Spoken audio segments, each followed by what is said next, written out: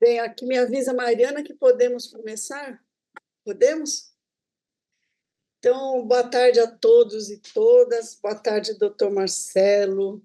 Boa tarde, Mariana. Boa tarde, doutora Maria Fernanda. Todos que estão aqui, nós temos 56 participantes, né? Nós estamos dando início ao ciclo de palestras em comemoração à Semana Nacional de Combate ao Assédio e à Discriminação. É um tema tão importante, tão atual, que é de interesse do serviço público, da iniciativa privada, e que a gente deve atentar para uma questão que hoje causa tantos transtornos. A gente tem que saber lidar melhor com as pessoas, compreendê-las e manter um ambiente, principalmente no trabalho, saudável, né, e uma convivência mais fácil, para que a gente possa ter uma qualidade melhor de vida, inclusive no próprio ambiente de trabalho. Então, sem maiores delongas, eu passo a palavra para o doutor Marcelo Vieira, que é o desembargador federal do nosso tribunal, que é presidente da comissão, a CEAMA, no TRF3. Com a palavra, doutor Marcelo. Obrigado, presidente Marisa, nossa diretora da IMAG, nossa escola da magistratura. Agradecer pelo convite, assim como também a doutora Maria Fernanda de Moura e Souza, quem eu conheci há pouco tempo também, falando aqui, né, já tratando desse nosso ciclo de debates. Cumprimento todos nas pessoas da presidente e da Maria Fernanda. Agradecer aos que nos acompanham, né, como a presidente disse, iniciando aqui mais um ciclo de palestras, né, em comemoração à Semana Nacional de Combate ao Assédio e à Discriminação, realização esta feita pela IMAG e pelas comissões, né, da Justiça de Primeira Instância e também aqui do Tribunal. Como a presidente colocou, né, estou assumindo agora a comissão, então eu tenho muito que aprender como é que é o funcionamento, como é que se dão as coisas aqui nas comissões, né? O assunto sensível, assunto importante, assunto que sempre a gente tem acesso a informações envolvendo não só a iniciativa privada, mas principalmente o judiciário, né? Eu anoto aqui até como um norte aí para os que falarão em seguida, né, que debaterão esse assunto, que trarão informações e trarão toda a sensibilidade, os cuidados que devemos tratar com esse assunto, né, de assédio e discriminação, mas anoto que na reunião ocorrida no final do ano passado, o Conselho Nacional de Justiça aprovou, né, alterações na Resolução 351 de 2020, que instituiu lá a política de prevenção e enfrentamento do assédio moral, do assédio sexual e da discriminação do Poder Judiciário, e alterou, inclusive, algumas questões envolvendo o Código de Ética da Magistratura, né? Anoto que o objetivo das mudanças é aperfeiçoar o acolhimento das vítimas por meio da classificação do assédio sexual como infração disciplinar grave, além de deixar claro que o assédio moral, o assédio sexual e a discriminação constituem atos atentatórios à dignidade da magistratura. Anoto também que as alterações que constam na decisão referendada pelo plenário do CNJ nessa sessão havida no final do ano passado facilitaram o enquadramento do assédio sexual como conduta repreensível, vedada e grave, inclusive quando o cometimento do ato ocorrer fora do ambiente de trabalho, né? Ou seja, não é só aqui no nosso dia a dia, nas nossas instalações que isso acontece, mas também envolve a questão, qualquer vínculo, né, que tenhamos aí com a pessoa também fora do ambiente de trabalho. E com essas novas redações dos dois normativos, as decisões sobre punições terão mais sintonia com a natureza da infração. As mudanças são consequência de uma nova cultura organizacional e deve, com maior clareza, melhorar o suporte das vítimas.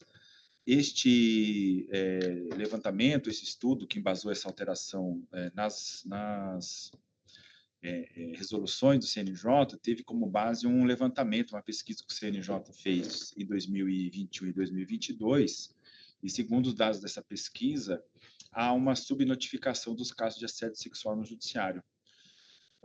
O estudo trouxe que isso tem a ver conforme revelam os números, com a expectativa de que a denúncia não prosperará. Foi o que indicou 59% dos participantes, presidente. Então, no receio daquela denúncia ou daquela reclamação, não ter nenhum retorno de que aquilo realmente vai prosperar, ou que aquele colega será punido, né, ou irá responder por isso, é o que traz ali o maior receio das pessoas não trazerem o assédio, né, o relato do assédio para as instâncias formais. E, de acordo com esse estudo, também 38,5% dos casos de denúncia contra magistrados e servidores do Poder Judiciário não houve a adoção de nenhuma providência. Então, além do receio, também tem um levantamento de quase 40% dessas denúncias não terem nenhuma providência efetiva. E não para por aí esses levantamentos desses números que nos assustam, né, de assédio no ambiente de trabalho. A revista Exame trouxe um estudo baseado em um levantamento feito no ano passado, né, em 2023. Os casos de assédio moral, abuso de poder, agressão física e desvios de comportamento no ambiente corporativo foram relatados por 41% dos entrevistados nesse estudo feito em 2023 por uma empresa contratada pela revista Exame, que é especializada em auditoria e canais de denúncias e compliance. Apesar desse índice de 41%, este estudo, comparado com o ano de 2022, teve uma queda de 48%. Né? Então, isso acho que muito com base na discussão, né? Se tem como programas de combate ao assédio tem feito com que não só diminuam as denúncias, mas também faça com que as pessoas pensem realmente, se instruam e pensem exatamente a não praticarem mais esta questão que é muito grave. Eu me lembro também, presidente Marisa, juíza doutora Maria Fernanda, que não é uma política nova, né? Não é um assunto novo, né? Não só no ambiente público, mas também no ambiente privado, mas sempre tem ali um represamento dessas denúncias. Eu me lembro que lá em 2006, se não me engano, quando aprovou a Lei Maria da Penha, eu estava no Ministério da Justiça e lá no Ministério da Justiça a gente tinha, em 2007, nós iniciamos algumas políticas de enfrentamento e efetividade para fazer valer a Lei Maria da Penha que tinha recentemente sido aprovada. E ao trabalharmos com o desenvolvimento de políticas públicas para implementar lá no sistema de justiça as varas de violência doméstica e familiar, as promotorias contra a violência doméstica e os núcleos de proteção à mulher nas defensorias públicas dos estados e também nas delegacias, o que nós nos deparamos ali é de um represamento muito grande de denúncias que não eram feitas antes da lei, né, antes de se criar esses ambientes propícios para esse tipo de denúncia, não existe um número muito baixo de denúncias, ao passo que quando esses equipamentos públicos eles começaram a existir, começaram a fazer parte do dia a dia do judiciário e também de todo o sistema de justiça, essas demandas elas começaram a subir, nessas reclamações, esses processos, o que a gente vê que não tem política pública, não existe muita denúncia, não existe muita estatística, mas a partir do momento que se tem políticas públicas, se tem uma política de desenvolvimento, de implementação, de ferramentas para se ter um canal que você possa, né, se valer para fazer um relato, uma denúncia de uma discriminação ou de uma violência, os números eles aparecem infelizmente, né? E por isso da importância aqui do nosso tribunal, o TRF como um todo, São Paulo, Mato Grosso do Sul, né, a segunda instância, fazer publicidade, dar publicidade nesses meios, nesses ciclos de debates, também nos canais que temos aqui na comissão, para fortalecer as denúncias e garantir que toda denúncia, reclamação seja efetivamente encaminhada e tratada de forma a chegar a uma responsabilização caso seja configurada esse tipo de agressão. E por isso daí da importância das campanhas de prevenção e discussão sobre o assunto. Presidente, era uma fala muito breve aqui, muito rápida, presidente, mas acabei até me alongando um pouco, com base nesses estudos, nesses levantamentos que eu acabei encontrando aqui, e quero desejar sucesso, sorte a todos aqui nas nossas discussões, agradecer mais uma vez pela acolhida e fico aqui à disposição. Muito obrigado. Obrigada, desembargador Marcelo, nosso presidente da comissão. Bem, agora eu apresento a nossa coordenadora deste evento, que é a doutora Maria Fernanda de Moura e Souza. Doutora Maria Fernanda é juíza federal da Terceira Região, é presidente da Comissão de Prevenção e Enfrentamento do Assédio Moral e Sexual da Justiça Federal de São Paulo e coordenadora substituta do Centro de Justiça Restaurativa, o SEJURE, aqui na Seção Judiciária de São Paulo. Em seguida, também vamos passar a palavra para a Mariana Galuzzi de Sá. Mariana é servidora da EMAG, é pedagoga, é mestre em educação pela Unesp, doutoranda em mudança social e participação política pela USP, também é membro da CEAMA e da Comissão de Direitos Humanos no âmbito da Justiça Federal da Terceira Região. Então, apresentadas a nossa coordenadora, que vai expor, e também a nossa expositora Mariana, passo a palavra à doutora Maria Fernanda, para que conduza o restante do evento. Muito obrigada, doutora Marisa, obrigada por estar aqui com a gente, né, na abertura desse evento, agradeço também ao doutor Marcelo, a Mariana, que está aqui junto nessa empreitada, né, e queria também cumprimentar a doutora Franciele, que é a presidente da Comissão do Mato Grosso do Sul, que também aqui está nos assistindo. E dizer que eu fico feliz, né, da gente ter essa oportunidade de fazer essa semana. A gente acabou aqui optando por fazer a gente já fez muitos eventos trazendo pessoas de fora, e nesse ano a gente acabou optando por fazer um evento com as pessoas que estão trabalhando aqui na Terceira Região com a prevenção e enfrentamento do assédio. Está vendo que a gente ainda tem muito a avançar, muito a aprender, muito a melhorar, mas a gente vem trabalhando. E eu acho que a gente já pode assim, contar um pouco, né, para as pessoas o que tem acontecido e aproximar também as pessoas das comissões, né? Então, hoje estamos aqui eu e a Mariana, amanhã a gente tem um círculo, né, promovido juntamente com o SEJURE, que eu vou estar daí na comissão de facilitadora, junto com a Carla, que é servidora do SEJURE, e na quarta-feira temos uma palestra com a doutora Luísa e a Lígia, que são membros da Comissão do Tribunal e da Comissão de Primeira Instância sobre a invisibilidade da mulher trabalhadora. Na quinta é uma conversa com as pessoas das comissões e na sexta um evento que foi aí organizado pela Comissão do Mato Grosso do Sul, que é com uma psicóloga, essa assim, externa aos nossos quadros. Mas então, assim, a gente quis assim, ressaltar realmente a importância das pessoas que a gente tem aqui trabalhando nisso e ver que a gente tem, às vezes, né, bastante já para dividir e para trabalhar juntos, né? E hoje, inclusive, a ideia é que a gente tenha aqui um momento no final de trabalho conjunto nesse formato de workshop. E é isso, né? Não vou aqui me alongar. Acho que a gente pode começar os slides. Boa tarde. Vamos começar, então, os slides, aí eu me apresento. Desculpa, Mariana, se apresenta agora, eu que te viajei aqui. Não, acho que a gente pode já iniciar com os slides, que daí a gente se apresenta. Só para dizer que é um prazer enorme estar aqui com todos vocês. Cumprimentar também a doutora Marisa, né, diretora da EMAG, o doutor Marcelo, a doutora Franciele e a doutora Maria Fernanda. E desejar um bom evento a todos. A gente pensou no evento com menos formalidade, né? Então a gente fez aqui já a abertura da semana e agora a gente vai começar a fazer um diálogo com vocês. Então podem ficar todos à vontade para, se precisar fazer pergunta, pode levantar a mão que a gente libera o microfone, pode mandar no chat. E depois tem atividade prática porque é um workshop. Vou fazer aqui o compartilhamento, um minutinho. Pronto. Estão vendo os slides? Sim. Então vamos lá.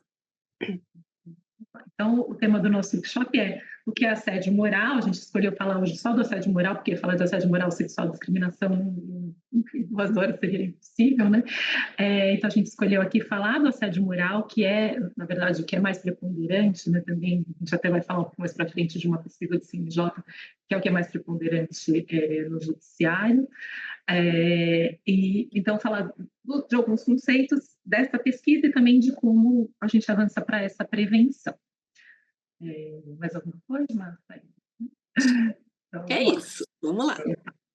Então, primeiro eu queria trazer aqui esse conceito da Marie-France Irigoyen, que é uma psiquiatra e psicanalista francesa, que foi a primeira autora que ela cunhou esse termo de assédio moral, porque é claro que o assédio moral não é um assunto recente, mas foi só em 1998, né, com ela tem uma obra que chama Assédio Moral, a Violência Perversa no Cotidiano, foi só em 1998 que ela passou a usar esse termo, e que esse termo, assédio moral, começou os estudos, né, sobre isso passaram a tratar desse fenômeno com essa terminologia, o que tem uma importância para poder, né, sistematizar, enfim, a pesquisa e todo o trabalho que vem sendo feito sobre isso, né? Então, o conceito que ela traz é que assédio moral no trabalho é definido como qualquer conduta abusiva, seja gesto, palavra, comportamento ou atitude, que atente, por sua repetição ou sistematização, contra a dignidade ou integridade física ou psíquica de uma pessoa, ameaçando seu emprego ou degradando o clima de trabalho, né? Então, esse é o conceito, assim, base, né, de onde vieram vários outros. Daí temos também aqui uma médica brasileira que trabalhou bastante com a questão do assédio, né, que ela traz um outro conceito, que é do assédio moral como exposição de trabalhadores e trabalhadoras a situações humilhantes, constrangedoras, repetitivas e prolongadas durante a jornada de trabalho e no exercício das suas funções, sendo mais comuns em relações hierárquicas e assimétricas, a gente vai falar um pouquinho disso mais para frente, em que predominam condutas negativas, relações desumanas e aéticas de um ou mais chefes dirigida a um ou mais subordinados, desestabilizando a relação da vítima com o ambiente de trabalho e a organização, forçando a desistir do emprego. Então, você vê que esses conceitos, em geral, eles estão bem voltados para o setor privado, né? Falam muito de algumas características, depois a gente vai diferenciar um pouquinho aqui das características no setor público. E aí, por fim, a gente tem o conceito que a Resolução 351, que o Dr. Marcelo já mencionou, que é a resolução do CNJ que instituiu a política de prevenção e enfrentamento do assédio, trouxe, né, e que inaugura aqui no Poder Judiciário essa política de uma forma mais abrangente. Então, aí eles trazem esse conceito de violação da dignidade, né, ou integridade psíquica ou física de outra pessoa, por meio de conduta abusiva. E aí eles acrescentam aqui uma coisa muito importante, que é independentemente da intencionalidade, que não tem esses conceitos, né, doutrinários que a gente viu, por meio das degradações, por meio da degradação das relações socioprofissionais e do ambiente de trabalho. E aí já traz alguns exemplos, podendo se caracterizar pela exigência de cumprimento de tarefas desnecessárias ou exorbitantes, discriminação, humilhação, constrangimento, isolamento, exclusão social, difamação, ou situações humilhantes e constrangedoras suscetíveis de causar sofrimento, dano físico ou psicológico. Então, isso é muito importante, essa questão de não, independente da intencionalidade, porque a gente vai vendo, e assim, a experiência até das comissões, a gente vê que muitas vezes as situações de assédio não estão claras. Às vezes não estão para o assediado e também não estão para o assediador, porque não é que há uma intenção de assediar, né? Há uma série de erros nessa forma de comunicação, e que, então, é importante que o assédio ele pode se caracterizar mesmo que a pessoa que está cometendo o assédio não tenha essa intenção de humilhar. Se ela está humilhando, né, isso basta para caracterizar. E aí tem essa questão. Só que esse conceito da Resolução 351, ele foi alterado pela essa resolução que o Dr. Marcelo mencionou no fim do ano, e aí foi retirado da previsão essa previsão de serem condutas reiteradas, porque isso está de acordo com uma convenção da OIT sobre violência no trabalho, que o Brasil está já encaminhando para ratificar, mas ainda não foi ratificada. A gente sempre definiu assédio como partindo de conduta reiterada por parte do assediador. Sempre foi a definição mais comum que a gente viu. E essa nova visão, ela se refere principalmente àqueles casos de assédio que são um pouco mais graves, porque quando é algo menor, ele precisa da repetição, porque a repetição é que vai causando, ao longo do tempo, o adoecimento da pessoa que está sofrendo o assédio. Então, é diferente de um gestor que chamou a atenção de uma maneira um pouco mais áspera, sem gritar, né, uma maneira um pouco mais áspera, uma vez do servidor, do gestor que faz isso todos os dias na vida do servidor, né. É diferente um gestor, por exemplo, que devolveu um trabalho para refazer por 2, 3 vezes em um dia específico, porque tinha erros e não teve tempo de explicar melhor para o servidor para evitar, de um gestor que fica devolvendo e gerando retrabalho na sua equipe reiteradamente, que aí caracteriza o assédio. Já em situações mais graves, como gritar com as pessoas, ou mesmo fazer uma reunião para desmoralizar alguém, ou fazer algum tipo de violência verbal, algum xingamento, um fato isolado já configura o assédio, e aí por isso que teve essa alteração na nossa resolução e também na forma como a gente hoje entende o assédio moral. Já o assédio sexual, que não é o tema do workshop, ele nunca precisou, né, para ser conceituado como da reiteração. Basta uma vez que já é considerado o assédio sexual, até pela gravidade também do fato. E aí eu vou explicar um pouquinho sobre os tipos de assédio, né? Quem já fez algum curso, desse tema comigo já viu isso, mas tem muita gente que não conhece, então eu acho sempre importante trazer para vocês os tipos de assédio. A gente tem, então, o assédio vertical, o horizontal, o organizacional e o misto. O assédio vertical, ele pressupõe uma relação de hierarquia, então ele sempre vai acontecer quando tiver uma hierarquia envolvida. Pode ser de um magistrado com o servidor, pode ser de um supervisor com o subordinado de sua equipe, do assessor ou do diretor com qualquer outra pessoa, pode ser inclusive quando não existe uma hierarquia formal, mas em que a situação hierárquica está se posta, como por exemplo de um servidor com um funcionário terceirizado. Aí também é considerado vertical.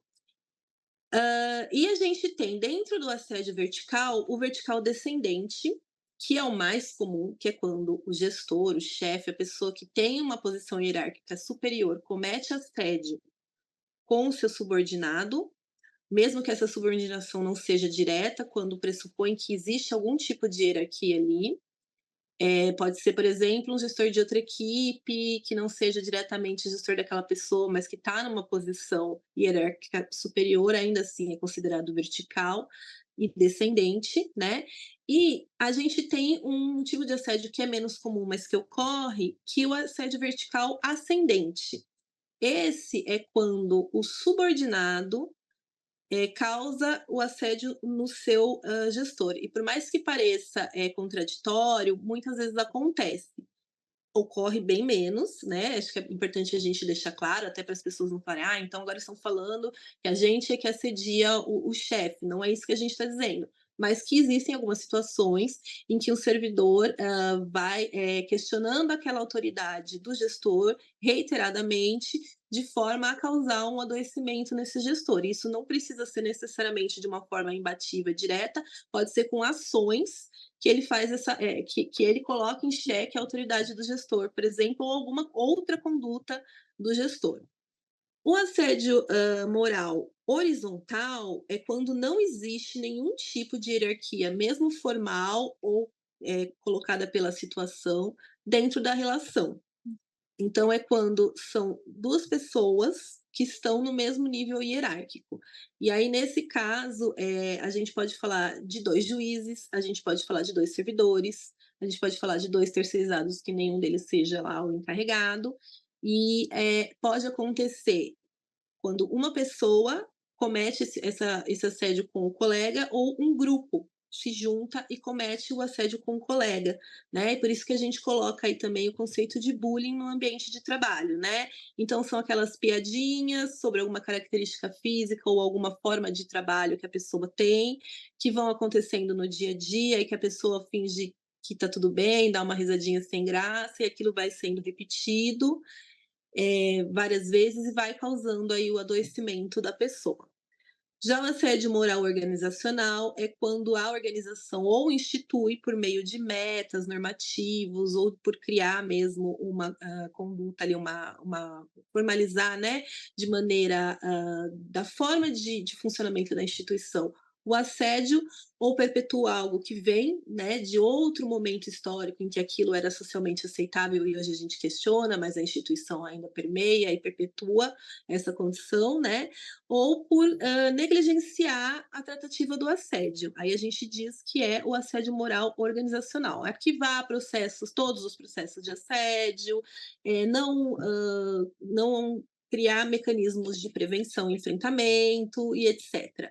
E o misto, ele pode ser combinação de 2 tipos de assédio, tanto entre horizontal organizacional, vertical organizacional, como, por exemplo, no horizontal a gente ter ele ser vertical também, ser um grupo em que o chefe também está incluído e estão assediando aquele servidor. Ou pode ser magistrado ou terceirizado. E aí agora a gente vai trazer alguns dados dessa segunda pesquisa nacional de assédio e discriminação no âmbito do Poder Judiciário, né, uma pesquisa do CNJ. A gente vai deixar lá na página da EMAG tanto os slides quanto o link para o PDF com a pesquisa completa. É uma pesquisa bem grande, vale a pena quem quiser depois dar uma olhadinha lá em trf3.jus.br/EMAG. Clicando no banner deste evento, vai ter lá, depois a gente vai colocar tanto os slides de todos os dias que tiverem, e vamos colocar também essa pesquisa. Só falar uma coisinha rapidinha, só porque assim, quando a gente vai dar exemplo de assédio, é sempre difícil, porque assim, tudo depende do contexto, né? Seja no assédio sexual, seja do assédio moral. Então aqui a gente está falando rapidamente alguns exemplos, né? Só para não ficar, mas não posso devolver o trabalho que está errado, não é isso, né? Quando a gente fala disso, assim, é uma conduta reiterada que a pessoa devolve tudo daquilo que o servidor fez, sem explicar por quê, causando, assim, gerando uma insegurança, a pessoa não sabe por que ela está errando no tempo de vai. Então tem todo um contexto, e acho que para isso é bem legal que a gente tem, as comissões têm uma cartilha, e que elas descrevem ali bem as condutas que são consideradas assédio, que dão um norte um pouco melhor, porque aqui a gente vai ter que falar um pouco rapidinho, assim, só para não vai dar para entrar a fundo em cada tipo de conduta de assédio, mas isso está bem explicado nessa nossa cartilha, que também está disponível... Na página da SEAMA, jfsp.jus.br/SEAMA, trf3.jus.br/SEAMA e jfms.jus.br/CMUDO-CEPANS. E também está no site do CNJ, para quem quiser dar um Google. E aí eu peço até desculpa se o exemplo não ficou claro, não é devolver o trabalho, é devolver diversas vezes o trabalho sem explicar o que é. Não tá bom, devolve. Não tá legal, devolve. Não precisa arrumar.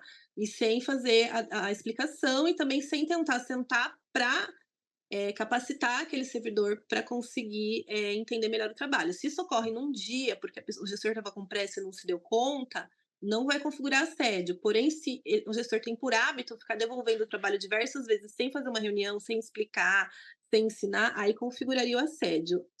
Ficou melhor, doutora? Não, era só porque a gente está muito acostumada a lidar com isso, às vezes só para ficar mais claro, porque as pessoas têm muito esse receio, mas agora tudo é assédio. Não, não é tudo que é assédio, né? São situações bem específicas. Então é isso, vamos lá. Então, vamos lá. Esta pesquisa foi feita, então, pelo CNJ entre dezembro de... Os dados foram colhidos entre dezembro de 2022 e janeiro de 2023. Eu tenho certeza que alguns ou muitos dos que estão aqui preencheram esse formulário da pesquisa. E aí, a gente teve 13.772 pessoas que responderam, né? Dos quais 54% eram da Justiça Estadual, 19% da Justiça do Trabalho e nós, 11,7% da Justiça Federal. Lembrando que esse gráfico tem que ser interpretado com o seguinte viés: existem em maior número, tanto de servidores como de magistrados, na Justiça Estadual do que nas demais, por exemplo, então não dá para dizer que eles responderam mais do que a gente. Só podemos fazer um estudo depois para dizer se responderam mais ou não, mas a gente tem que levar em consideração que o quantitativo realmente é menor nos outros, e por isso que esse gráfico ficou com mais da metade sendo de pessoas da Justiça Estadual que responderam. Aí, em relação a quem respondeu, também fazendo esse recorte, existem bem mais servidores, né, em maior número do que juízes, mas ainda assim foi bem expressivo a quantitativo de servidores. A gente teve 86,2% desses 13 mil eram servidores, 5,7% eram juízes e 4,7% eram força auxiliar. Por força auxiliar, o CNJ incluiu todos os funcionários terceirizados e também os estagiários. Eles colocaram um por exemplo, então a gente acha que talvez tenha algum outro caso específico e pontual nesse quantitativo, mas deve ser majoritariamente funcionários terceirizados e estagiários.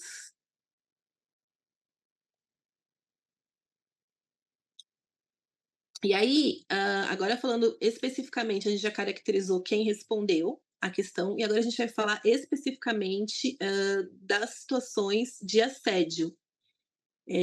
Deixa eu só, que eu estou compartilhando e ficar pequenininho na tela, agora eu já arrumei. Aí, aqui antes da gente só entrar nesses dados, só chamar a atenção uma coisa, a gente vai ver aqui os dados que estão dessa pesquisa, que ouviram 13 mil pessoas, mas na própria pesquisa, o CNJ ele ressalta assim, que como era uma pesquisa sobre assédio, eles já dizem que há uma tendência de que quem responda, de que muitas pessoas que já passaram por assédio respondem. Então, esses dados, eles não refletem uma amostragem do judiciário, porque esses dados eles estão influenciados pelo título da pesquisa, né? E então que tem uma tendência natural a chamar aquelas pessoas que já passaram por assédio ou discriminação e que querem responder essa pesquisa.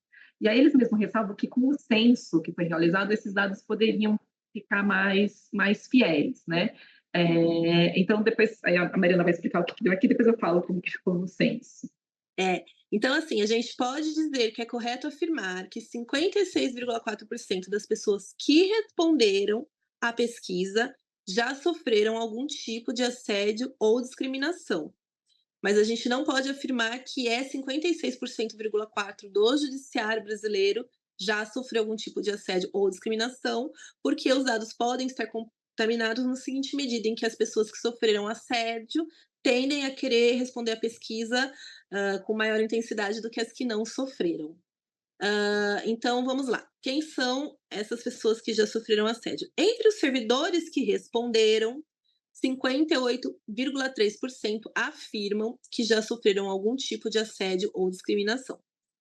Entre os forças de trabalho auxiliar, que são terceirizados e estagiários, 45,1% afirmam já terem sofrido algum tipo de assédio ou discriminação no ambiente de trabalho.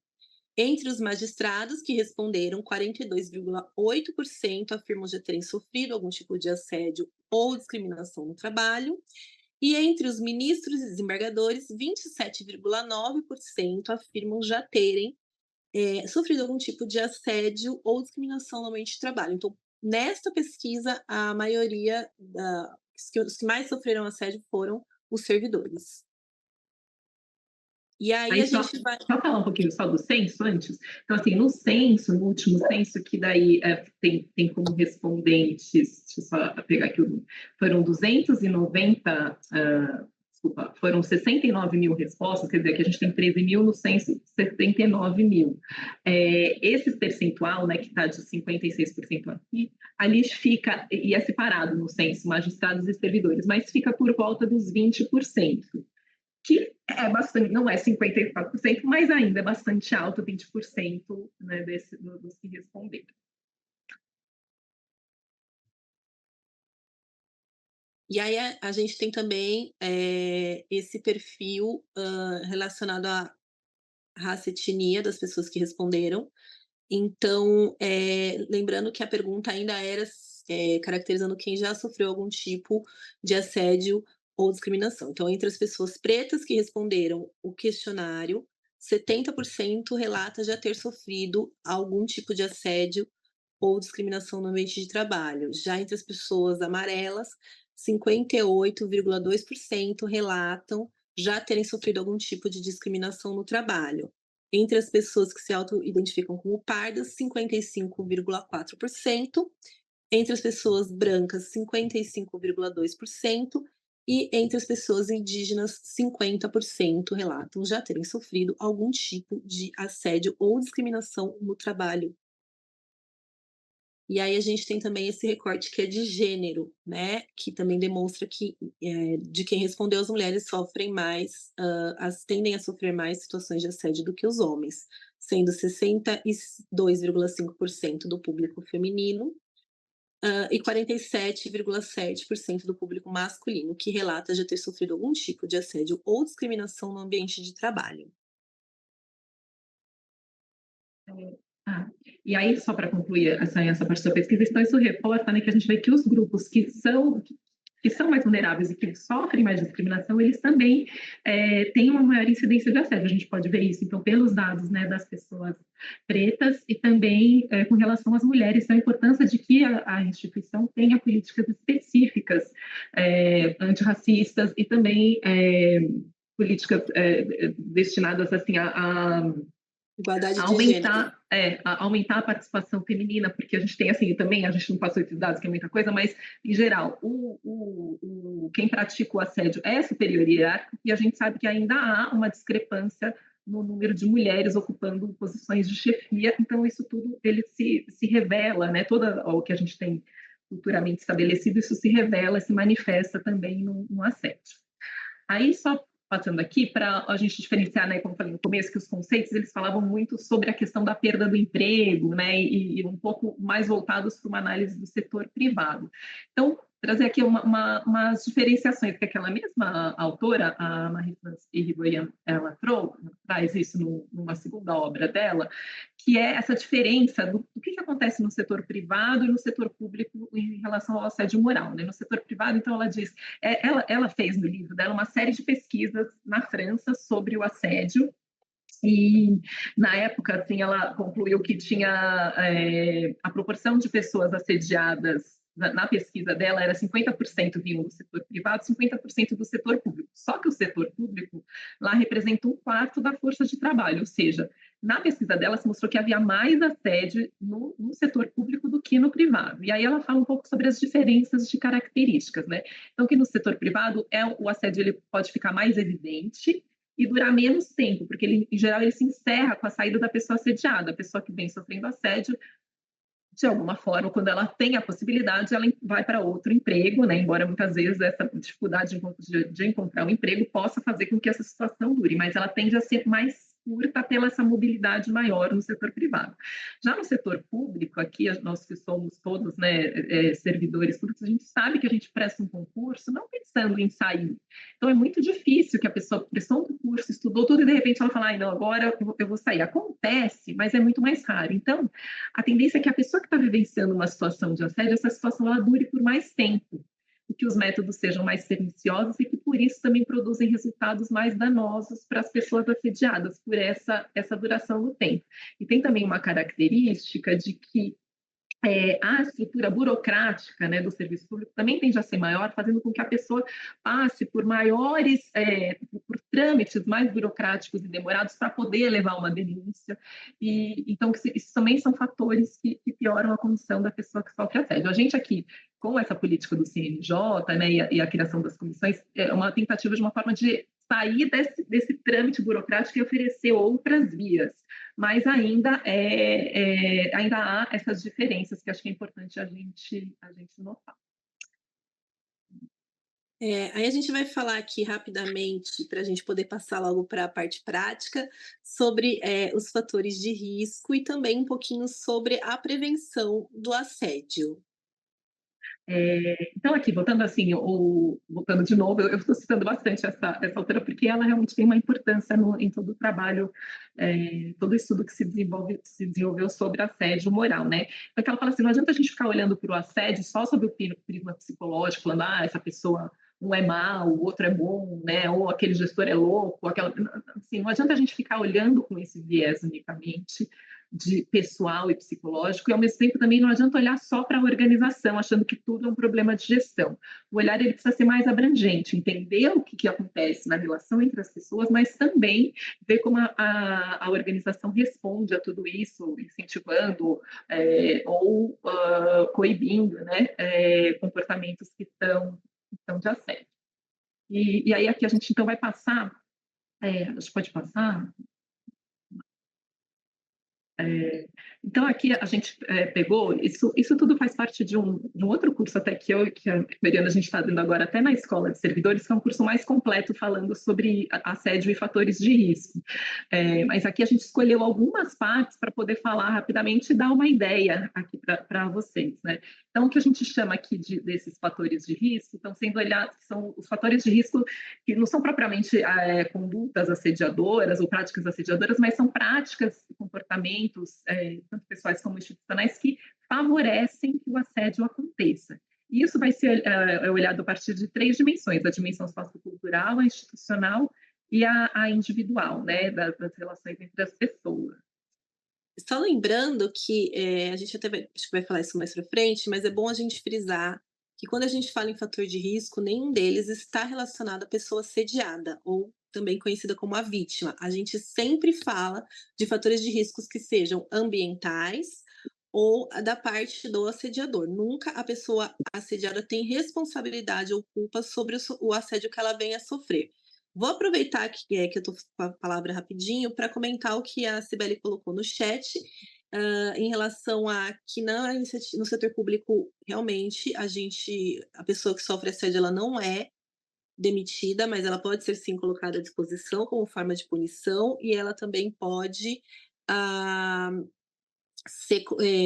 pedir por conta própria alteração de lotação, e é quando o assédio, de fato, ele se encerra, na maioria dos casos, né, quando ela muda de local de trabalho. Porém, é comum a gente ver na nossa instituição a pessoa ser mantida no local e continuar sofrendo assédio por um longo período, porque a pessoa não quer sair e o gestor não quer abrir mão do quantitativo de trabalho, porque é difícil a reposição. Então, tem os 2 casos. Acho que vale comentar, e por isso que às vezes até um sofrimento é maior e o adoecimento acaba ocorrendo com maior frequência também.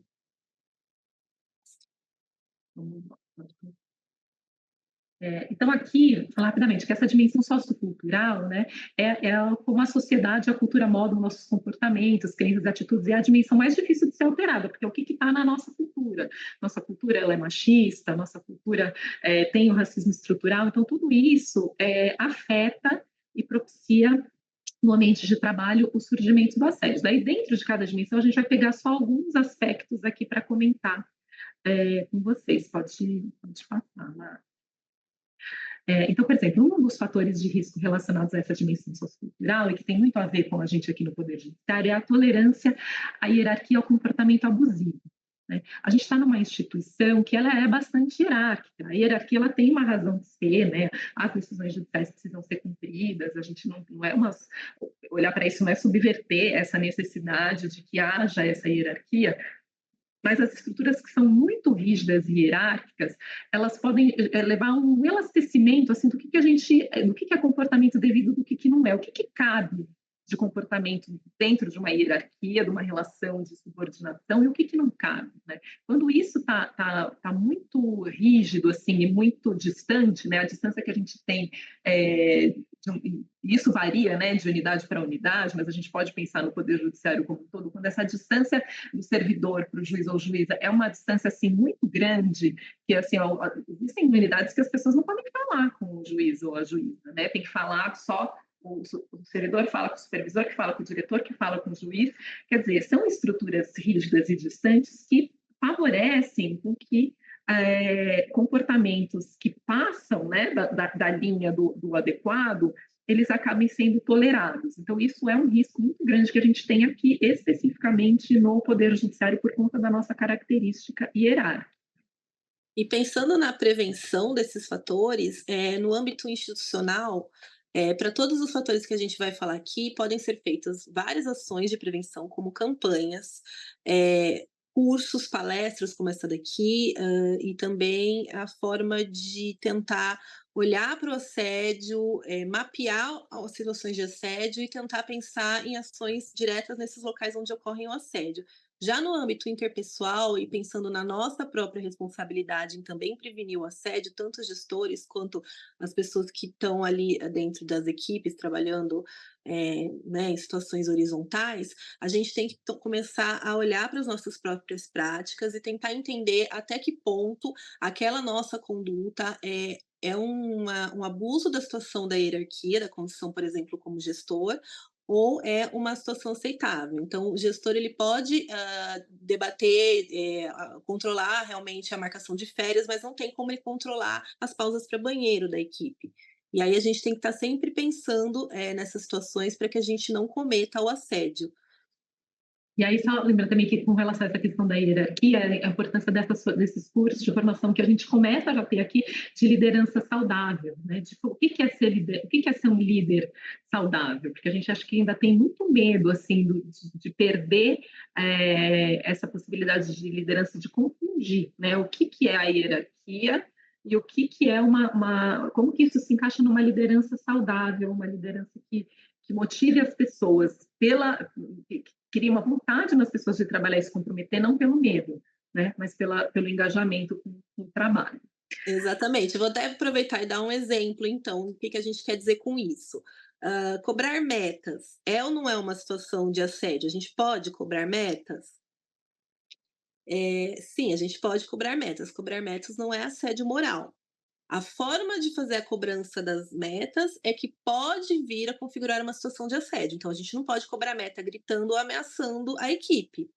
A gente não pode cobrar metas fazendo uma reunião para expor quem teve menor produtividade. Mas a gente pode, sim, através do diálogo, de reuniões de alinhamento, que sejam feitas com base numa conversa saudável, fazer essa cobrança de metas, a título aí de exemplo. Aí vamos passar aqui para a segunda dimensão, que é a dimensão institucional, né? Que são o quê? O que é essa dimensão? É o conjunto de políticas, práticas e estruturas da organização que moldam o ambiente de trabalho. Então, tem organizações que realmente elas levam muito, assim, como uma prioridade um ambiente de trabalho saudável, o tratamento e o processamento de denúncias de assédio, né? A forma como ela valoriza, que tipo de líder essa gestão valoriza. Então, isso tudo faz parte da dimensão institucional. Aí, então, um dos fatores de risco dessa dimensão, gestão competitiva, são gestores que estimulam a competição entre os pares, né?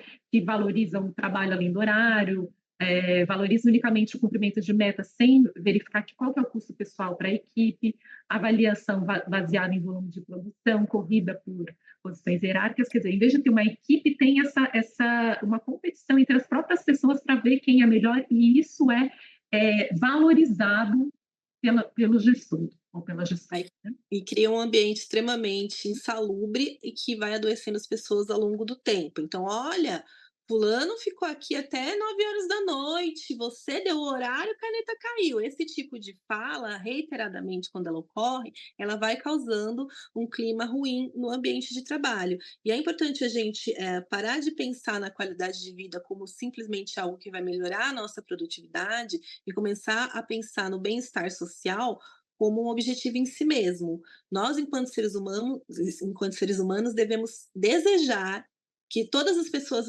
ao nosso redor tenham saúde mental, tenham bem-estar e qualidade de vida no trabalho, para que elas sejam pessoas que estão vivendo de uma maneira feliz, de uma maneira tranquila e plena, e que isso por si só já é justificado.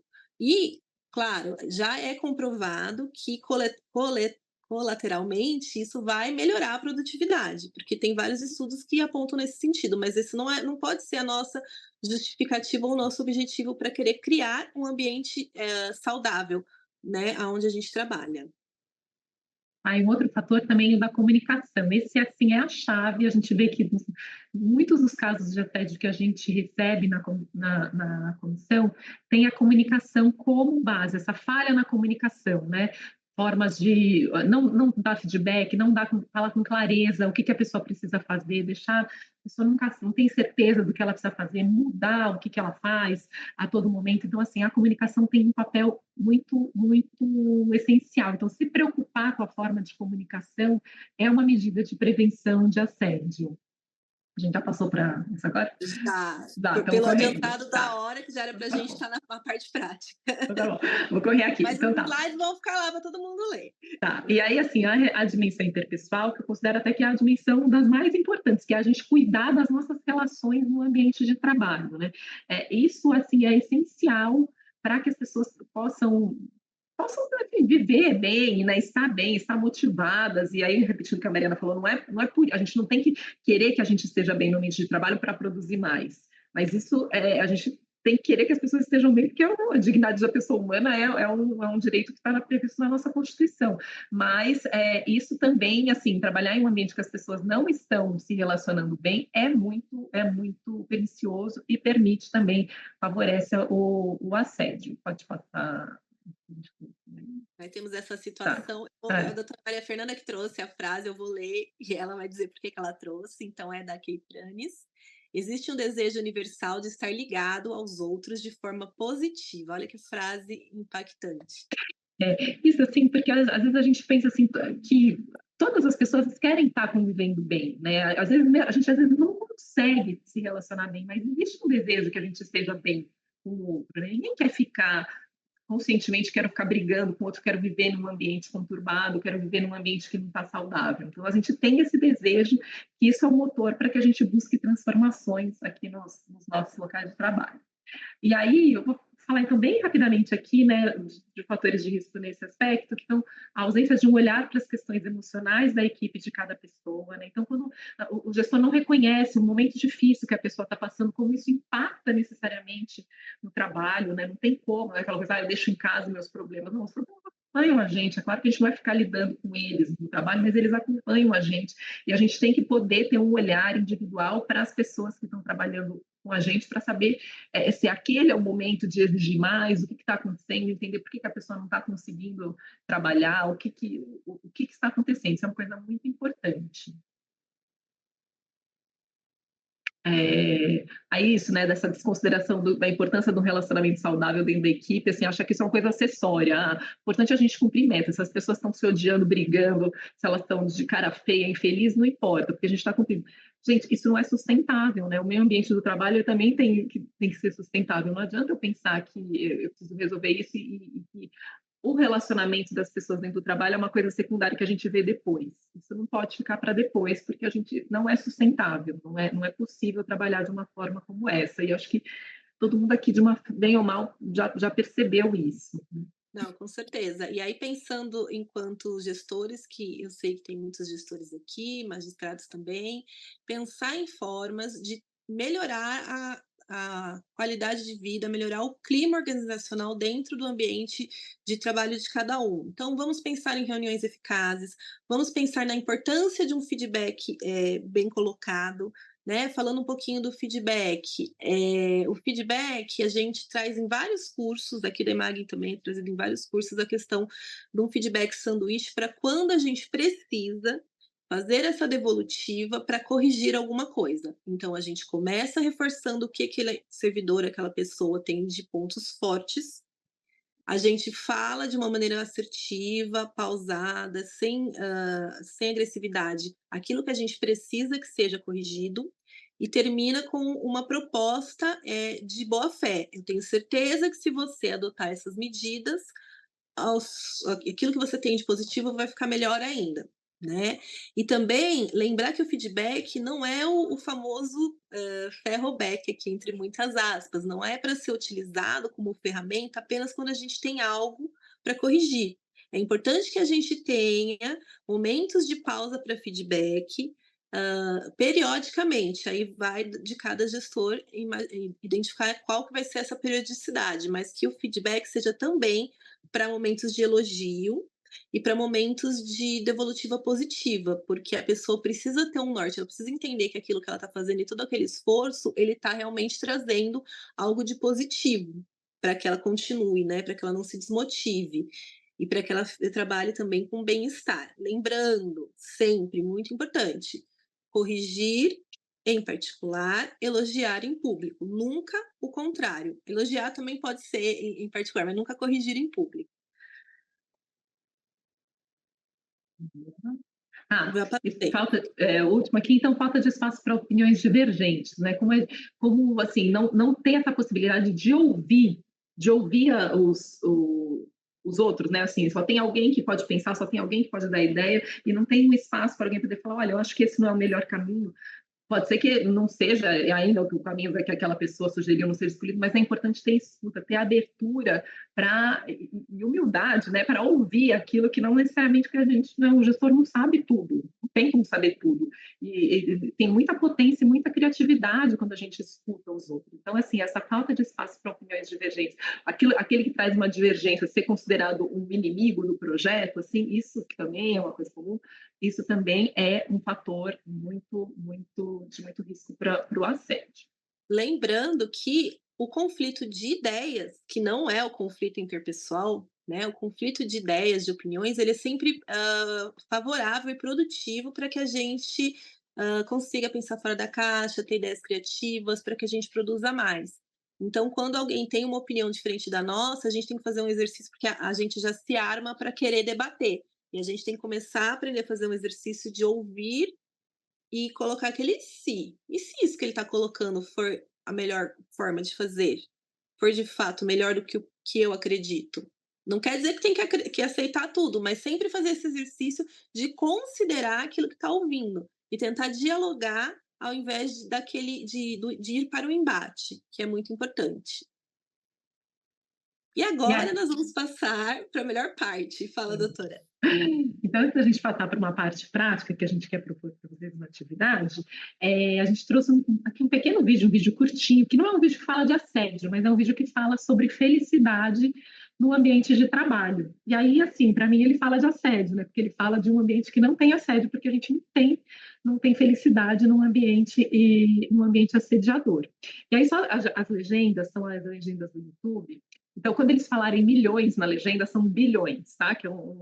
Aí vocês vão ver. Tem uma legenda aí automática que nem sempre está muito correta. Eu acho que eu não compartilhei com o áudio. Deixa eu ver se eu consigo mudar. Senão eu vou precisar refazer o compartilhamento. Só um minutinho. We survey CEOs, police officers, truck drivers, cooks, engineers. If people are working, we've surveyed them. And what we know in terms of their happiness, workers all want the same things. There's 3 billion working people in the world, and about 40% of them would say they're happy at work. That means about 1.8 billion, or almost 2 billion people, are not happy at work. What does that do, both to those people and the organizations that they work in? Well, let's talk about money. Organizations that have a lot of happy employees have 3 times the revenue growth compared to organizations where that's not true. They outperform the stock market by a factor of 3. And if you look at employee turnover, it's half that of organizations that have a lot of unhappy employees. The miracle thing is you don't have to spend more money to make this happen. It's not about ping pong tables and massages and pet walking. It's not about the perks. It's all about how they're treated by their leaders and by the people that they work with. So, I'd like to share a few ideas that create happy employees. Idea number 1. In organizations where employees are happy, what you find is 2 things are present: trust and respect. Leaders often say, we trust our employees, we empower our employees, and then when an employee needs a laptop, and this is a true example, 15 people have to approve that laptop. So for the employee, all the words are right, but 15 levels of approval for a $1,500 laptop? You've actually spent more money than the laptop on the approval, and the employee feels maybe they're really not trusted. So what can an organization do to have a high level of trust? The first organization that comes to mind is Four Seasons. They have magnificent properties all around the world, and their employees are told, do whatever you think is right when servicing the customer. To hand that trust to your employees, to do whatever they think is right, makes the employees feel great. And this is why they're known for delivering some of the best service in the world. Idea number 2, fairness. The thing that erodes trust in an organization faster than anything else is when employees feel that they're being treated unfairly. Employees want to be treated the same, regardless of their rank or their tenure or their age or their experience or their job category compared to anyone else. When I think about great organizations who get fairness right, the first organization that comes to mind is Salesforce. They found that men and women working in the same job with the same level of proficiency were making different amounts of money. So immediately, they calculated the difference and they invested $3 million to try and balance things out. Idea number 3 is listening. So to be a listener who connects with all types of people, we have to unlearn a few things. We've all been taught about active listening and eye contact, an intense stare, and a compassionate look. That's not listening. Repeating what the person says, that's not listening. Being humble and always hunting and searching for the best idea possible, that's what listening is. And employees can feel whether you're doing that or not. They want to know when they talk to you and share an idea, did you consider it when you made a decision? The one thing that everybody appreciates and wants when they're speaking is to know that what they say matters so much, you might actually change your mind. Otherwise, what's the point of the conversation? We all know the things we need to change, the things that we need to do differently. The way you behave, the way you treat others, the way you respond, the way you support defines the work experience for everyone around you. Changing to be a better person, the world is littered with those failures. But changing because there's something you believe in, some purpose that you have, where you're willing to risk almost everything because it's so important to you. That's the reason to change. If it's not, you should probably find a different place to work. Eu vou passar o link para vocês todos no chat em 2 minutinhos. Só vou explicar primeiro a atividade, pode ser? Quem quiser já dar um print nesta tela para ajudar a fazer a atividade, o que a gente vai mandar tudo no chat, mas a atividade é o que está aqui. Nós vamos separar vocês todos em grupo, e aí vocês vão pensar numa estratégia de prevenção, não é de enfrentamento nem de combate, é de prevenção ao assédio moral que possa ser aplicada no ambiente de trabalho de vocês. E lembrando que a gente não quer que ninguém reinvente a roda, é uma estratégia simples. Roda de conversa, reunião, campanha, cartaz, pensem. Aí vão escolher alguém para ser o relator, para fazer algumas anotações digitadas, pode ser numa pagininha de Word, num slidezinho, à mão e tira foto, qualquer forma. E aí vão colocar alguns tópicos explicando o que seria essa estratégia. E aí vão identificar qual é o objetivo para... o Otávio já colocou o link para a gente ali do vídeo. Obrigada, Otávio. E aí vão identificar, então, qual que é o objetivo para ser atingido no final da ação, tá? A gente não vai dar 5 minutos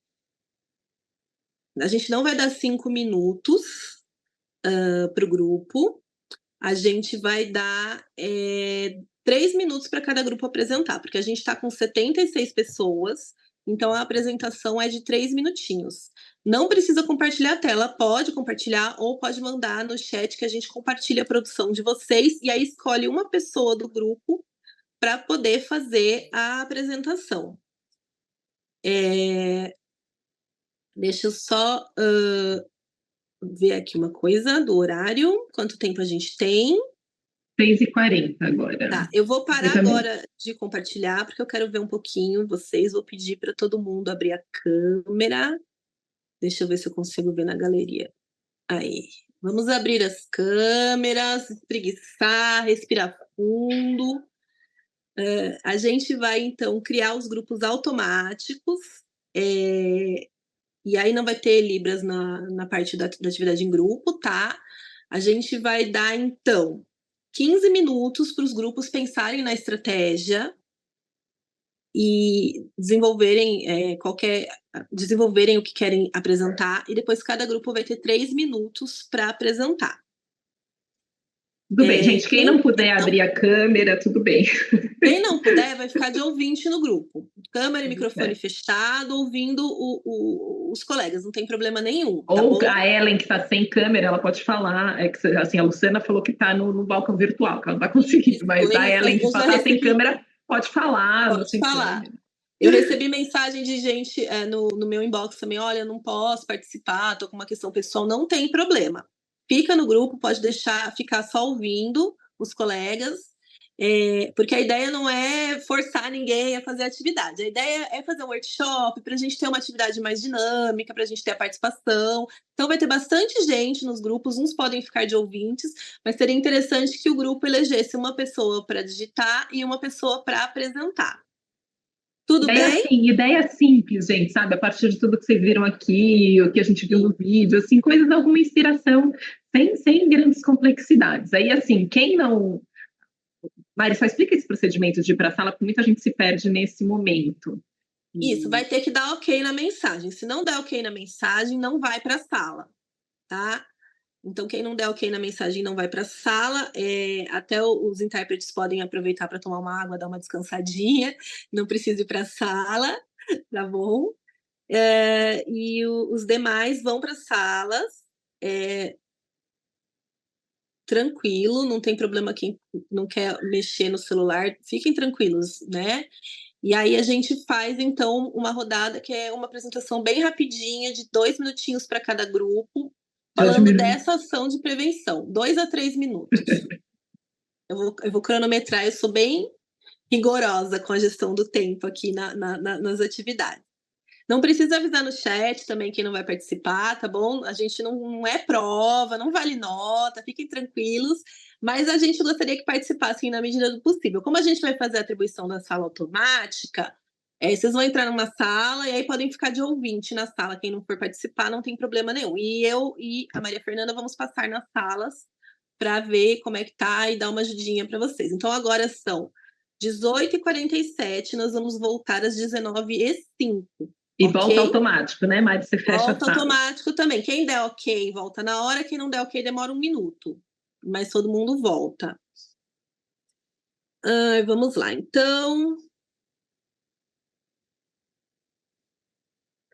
Vamos fazer 8 grupos, já que tem bastante gente que não pode participar. A minha amiga, a juíza Maria Fernanda, está aqui no meu inbox. Vou contar a curiosidade. Feliz porque eu não chamei de doutora. Vou fazer, então, o automático, sem os co-hosts, 7 a 8 participantes por grupo. Podemos? Todo mundo que receber a mensagenzinha dá ok. Vamos lá, vocês vão agora todos para o mundo de Nárnia.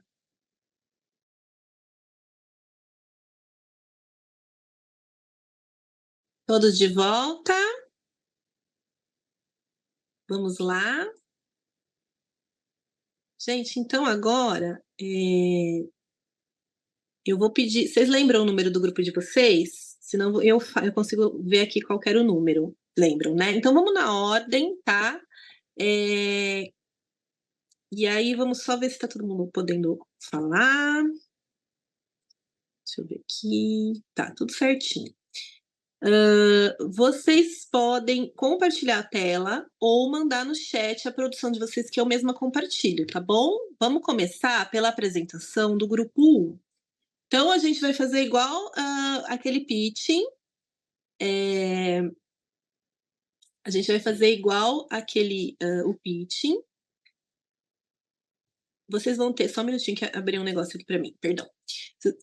Eu vou cronometrar a apresentação de vocês e quando der os 3 minutinhos a gente encerra e aí passa para o próximo grupo. No final, a gente dá um feedback para todo mundo.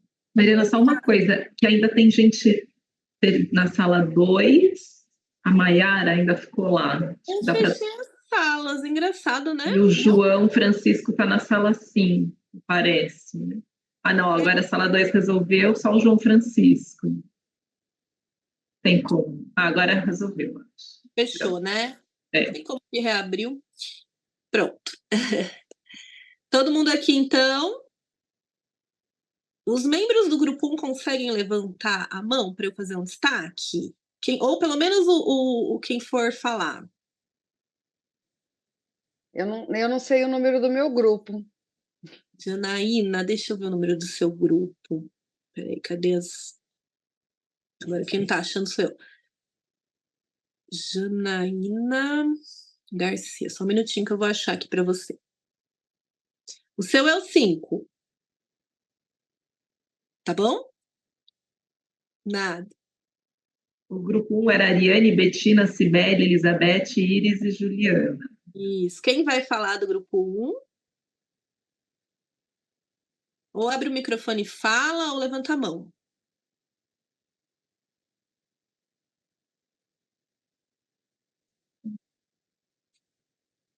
Nossa, tá difícil que escolher. Mas a gente estava batendo maior papo. Aí eu, a Que Beth, bom. a Ariane, aí estava no chat a Cibele, tinha mais algumas pessoas no chat. Tá, e vocês elegeram quem vai falar ou não? Não elegemos nada, A mas Iris, a fizemos Iris. algumas anotações aqui. Então tá bom. A Iris vai apresentar. Iris, você quer compartilhar sua tela ou quer me mandar no chat as anotações? Posso falar assim, Só por falar? cima? Então tá bom. 3 minutinhos, Iris, pode começar. Bom, a gente começou com a pergunta, né, da apresentação, sugestões para minimizar o assédio moral no trabalho, né? E teve algumas sugestões, né, iniciais que a gente foi desenvolvendo depois e conversando diante de tudo que foi apresentado aqui, né? Então, por exemplo, foram sugeridas que se fizesse mais reuniões, que tivesse uma escuta ativa dos servidores, né, principalmente dos subordinados, protocolos claros, né, de seleção, de quem estava sendo selecionado como chefe ou por uma função, ou também protocolos claros de comportamento que pudessem evitar o assédio. Por exemplo, não gritar com um coleguinha, né? Coisas óbvias, né? Só que a gente acabou conversando também que não se trata só de colocar regras, mas também de pensar, né, sobre por que, né, que a gente tem que ter esse comportamento. Então, foi falado também sobre o feedback sanduíche, que seria aquela questão de você falar uma coisa boa que a pessoa fez, e ali no meio, né, terminar com uma coisa boa ali no meio, você colocar a questão assertiva, que não é tão agradável, que a pessoa precisa corrigir, enfim, mas melhorar essa forma de comunicação, né? Então, a gente ficou conversando sobre isso e não chegou a conclusão assim muito específica, mas foi bom porque a gente desenvolveu as ideias que a gente está absorvendo aqui, né? Então, Mas esse muito espaço foi bom. bom por isso. Muito bom, olha, vocês falaram da escutativa, eu acho que vale a pena a gente pensar enquanto instituição em falar o que é escutativa, né? Talvez trazer alguém para trazer esse conceito para a gente, a importância das reuniões, né? Das reuniões para a gente alinhar e também sobre criar protocolos, né? Nunca tinha pensado nisso, em criar protocolos, mas talvez seja bem interessante a gente ter alguns protocolos de conduta mesmo. Sim, foi 2 tipos de protocolos que a gente conversou, tanto de como que é selecionado um gestor, ou por que que uma pessoa é beneficiada, por exemplo, com teletrabalho e outra não, de Certo. considerar as diferenças, né, para o grupo, né? Essa pessoa está precisando disso, então a gente tem que considerar as necessidades da pessoa, né? De ter coragem de se colocar isso claramente. E também protocolos de comportamento, que a gente conversou sobre isso rapidamente, né? E como que isso não se esgota, e que é importante a comunicação, porque numa situação que não é prevista, né? Vamos supor, no protocolo, a gente tem que ter a possibilidade de conversar sobre isso. Olha, nunca aconteceu isso, né? Como que a gente pode melhorar? Aí foi falado do feedback. A Sibeli colocou aqui, que eu tinha esquecido, da importância de melhorar as relações, relacionamentos no trabalho, além do trabalho, né? Por Muito exemplo, bom. do gestor organizar happy hour, essas questões do Legal. relacionamento Vocês fizeram produção escrita, porque depois vocês podem compartilhar, que a gente tem só 3 minutinhos por grupo, e eu vou ter que Sim, passar a palavra para o não, grupo. já acabei, desculpa, gente. Não, imagina, não, é que a gente É quer verdade. fazer impeach, e é um assunto sensível, a gente fica sem graça de interromper, até peço desculpas. Mas só para a gente terminar os grupos, no final a gente faz um feedback, quem tiver produção escrita, manda no chat, tá bom? Quem é do grupo 2? A Cibele está mandando no chat. Obrigada, Cibele. Então, vamos lá. Grupo 2 é a Mayara que vai apresentar?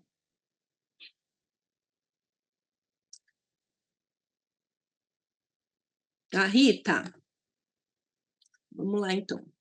Eu não consigo destacar a Mayara, mas ela pode falar. É porque está com o vídeo fechado. Pode começar, Rita. Eu mesma?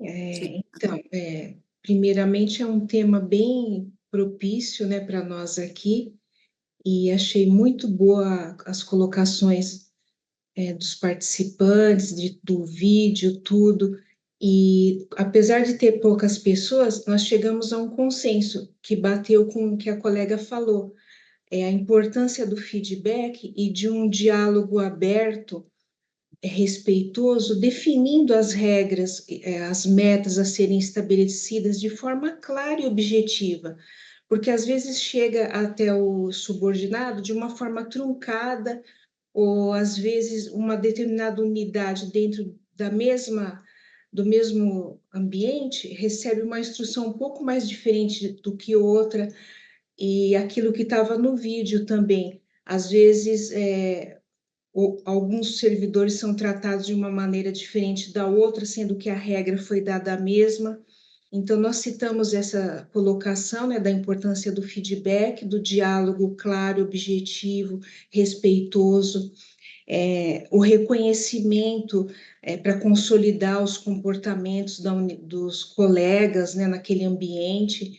E a nossa sugestão foi criar algum portal para que cada unidade pudesse sugerir, pudesse fazer críticas, sugestões, e que as chefias também pudessem participar desses trabalhos e acompanhar tudo aquilo que o subordinado pensa e que talvez não tenha tanta liberdade para falar, né? Ou se sinta ameaçado, não sei, né? Poderia ser até de forma unânime. Então, abrir essa oportunidade também para as chefias trocarem essas ideias, né? Ó, no portal foi dito isso, e os elogios, sugestões e críticas. Então, isso que a gente basicamente discutiu. Ferramentas de comunicação, né, Rita? Ferramentas de comunicação, para que haja essa ida e volta, né? Tanto do subordinado quanto da chefia, para que ambos possamos chegar a um denominador comum, que é ver as pessoas trabalhando felizes, produtivas, num ambiente agradável, né? Perfeito. Vamos deixar, então, vou deixar para falar os feedbacks no final, estou fazendo anotações. O grupo 3, tem alguém do grupo 3? Pode ou abrir o microfone ou levantar a mão. É a Gisele, né? Vamos lá, então. Vou colocar aqui a Gisele. Só um minutinho. Prontinho, Gisele. Se tiver alguma coisa para compartilhar, pode compartilhar ou passar no chat. Pode começar. 3 minutinhos. Boa noite, pessoal. Eu coloquei no chat a parte escrita, que passa tão rapidinho o tempo. Nós estamos colocando alguns pontos, né, algumas sugestões que todo mundo falou, então a gente condensou nesses pontos, as sugestões para melhorar as estratégias, né, na verdade, para evitar o assédio. Então, a gente chegou em alguns pontos. Primeiro, reuniões de equipes periódicas com abertura para críticas e sugestões. O segundo, a criação de espaço de escuta junto à gestão, de forma individualizada e privada, com respeito e confiança, porque às vezes você quer trocar uma ideia com o gestor, contar alguma coisa que está afetando você pessoalmente, acaba afetando o seu trabalho, mas você não quer colocar na reunião. O terceiro ponto, reuniões, além das reuniões de trabalho, né, periódicas, reuniões com assuntos específicos, como, por exemplo, para tratar do tema de assédio, né, de uma forma ali mais específica, né, para o setor, enfim. o quarto ponto, que todos os espaços que a gente tenha para falar estejam sempre pautados aí, como foi falado no vídeo, com a escuta, né? O respeito, a confiança.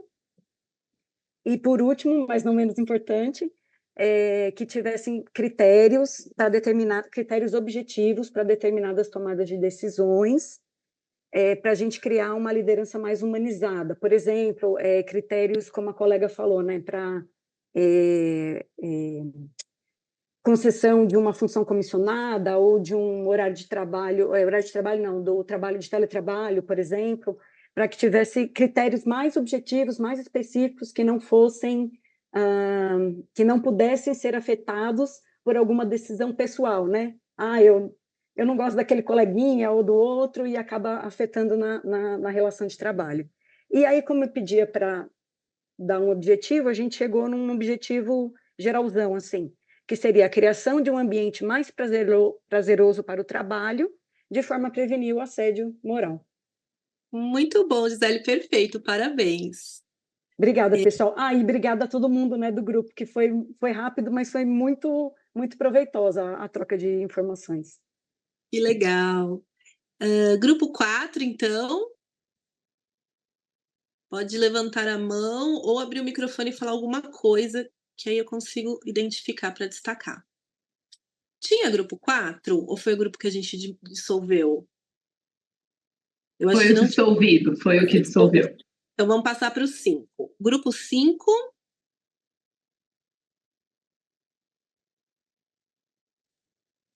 A minha companheira de grupo é a Andréia. Os outros, um estava sem câmera, outro sem o microfone, então nós perdemos um pouco tempo, porque eu fiquei chamando e eu não sabia com quem eu estava. Poxa Mas vida. aí nós começamos a construir no final um material.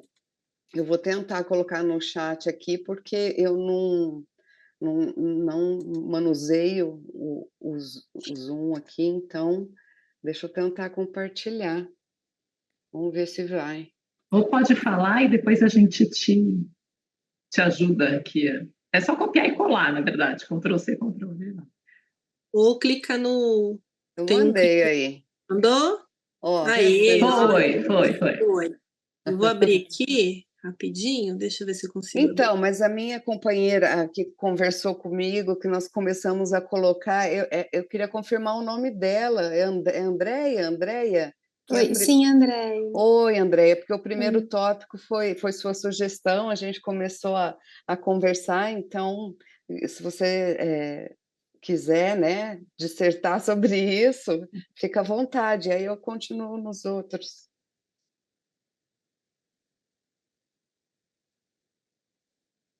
Eu tentei fazer alguma coisa mais bonitinha. Uau! Queria mudar a cor, mas aí na pressa não consegui fazer uma coisa mais animada, mas vamos lá. Mas tá limpo, pode ir. Vamos lá, 3 minutinhos. Então tá, então eu vou falar, Andréia, dá licença, e pode complementar. A Andréia, ela levantou uma questão sobre escolha de gestores, então ela mencionou se a escolha de gestores vocacionados poderia amenizar a ocorrência de assédio. Ela quis dizer com isso o quê? Porque tem muitos gestores sem perfil comportamental para isso, né? Então, seria interessante, eu não sei se chega a ser uma vocação, porque eu acho que a habilidade, treinamento, ele pode conseguir aí, né, o aperfeiçoamento da liderança dele, mas, de repente, o treinamento prévio de gestor, monitoramento da gestão, de repente são imprescindíveis para esses que estão estreando aí na carreira, né, de liderança, né? É uma missão muito árdua, mas ela tem que ser gratificante no final, né?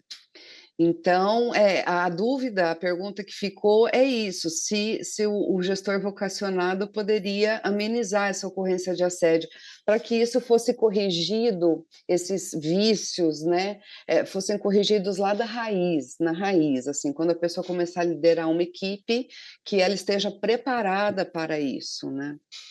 Então, a gente acredita que o treinamento aí, prévio, monitoramento, são imprescindíveis para isso, para esse aperfeiçoamento. Andréia, algo? Não, tá perfeito, tá ótimo. Tá.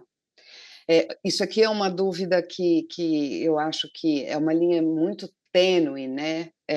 Você estabelecer o que é uma cobrança de metas e produtividade, você fazer uma advertência e ela não configurar assédio, porque foi dito aqui no curso que tudo depende do contexto.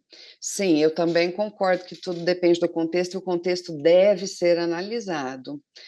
Agora, se você tem uma comunicação assertiva, expectativa clara, né, os objetivos e metas bem claros com o seu liderado, a escuta ativa, o que aconteceu nesse meio tempo que ele não conseguiu atingir a meta, e mesmo assim a pessoa, de repente, se sente ofendida, né, eu acho que precisa também treinar esse líder para que, aí a gente já entra no feedback aí, no item 3, né, que acaba sendo como dar um feedback negativo, né, sem que a pessoa se ofenda e se sinta assediada.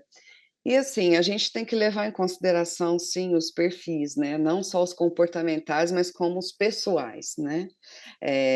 Acho que no ambiente de trabalho a gente fazer a divisão de serviço, perfil comportamental, aquele analítico, aquele, né, mais comunicativo, ótimo, perfeito, para a gente atribuir as tarefas, mas para conversar, você vai conversar com a pessoa.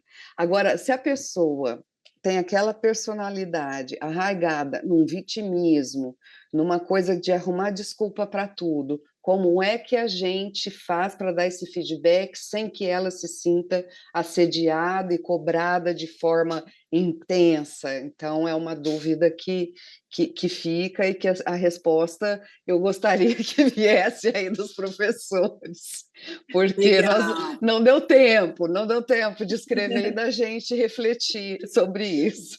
Tá certo, mas muito obrigada, parabéns, viu, Janaína? Muito bom. Vamos então para o grupo 6? Quem que vai falar do grupo 6?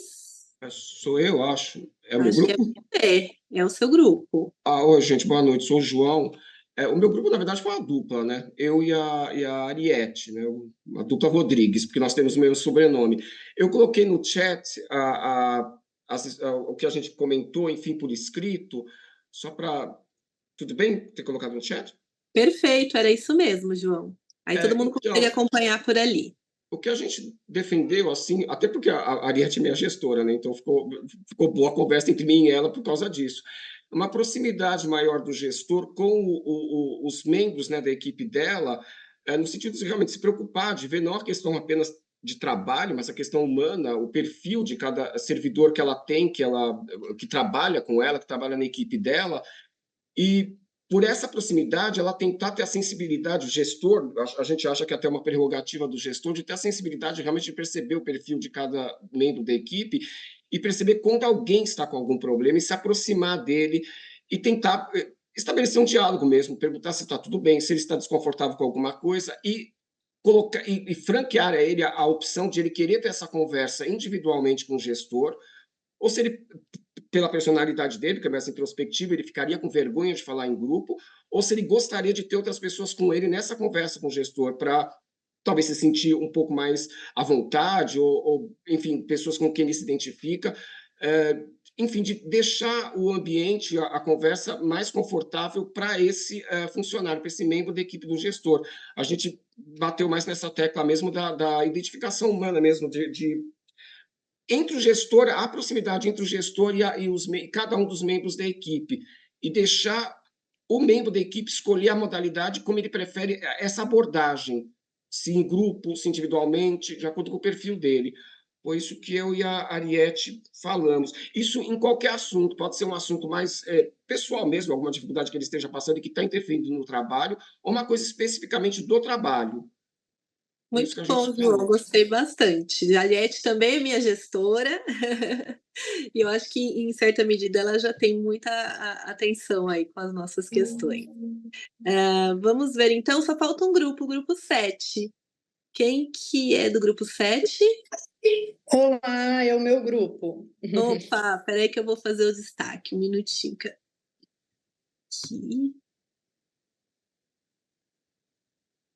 Aqui.